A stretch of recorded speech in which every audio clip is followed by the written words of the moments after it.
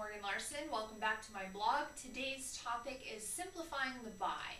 So many buyers come to me and they're a little frazzled because the whole process is a bit chaotic. How do you go from the inventory that's available today down to the home that you really want?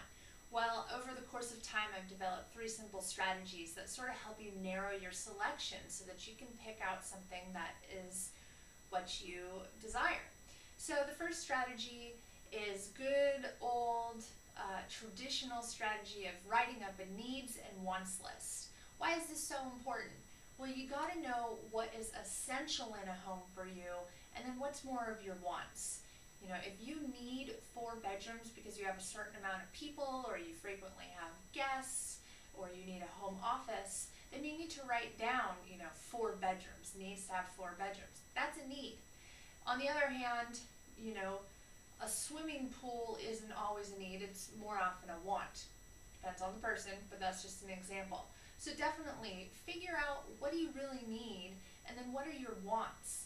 And that way, when you look at a home, you'll know, does the home meet all your needs, and then does it have some of your wants? Of course, a lot of that has to do with your budget, and then that in turn, that list can be given to your realtor, who then can take the inventory that's out there and kind of funnel it down to a manageable list of homes for you to go see. So let's say there's 300 homes that meet your want list, but 17 of those 300 not only meet your needs list, they also meet some of your wants list. So 300 that meet your needs and down to 17 that really meet all your qualifications.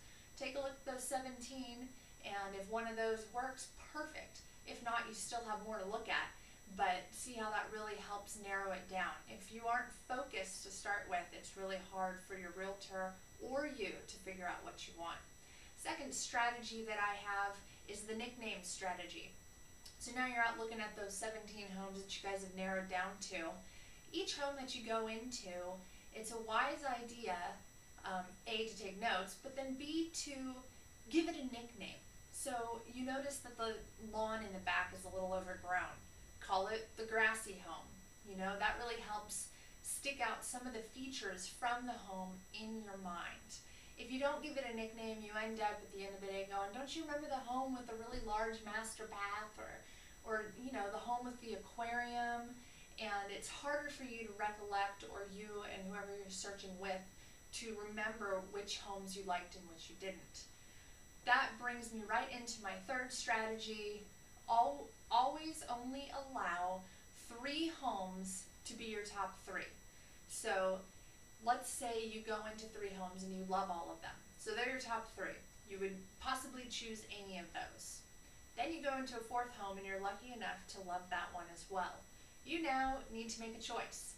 Either bring that 4th home and make it one of your top 3 and boot one of those, or keep your top 3, your original top 3, and decide that the 4th home wasn't good enough.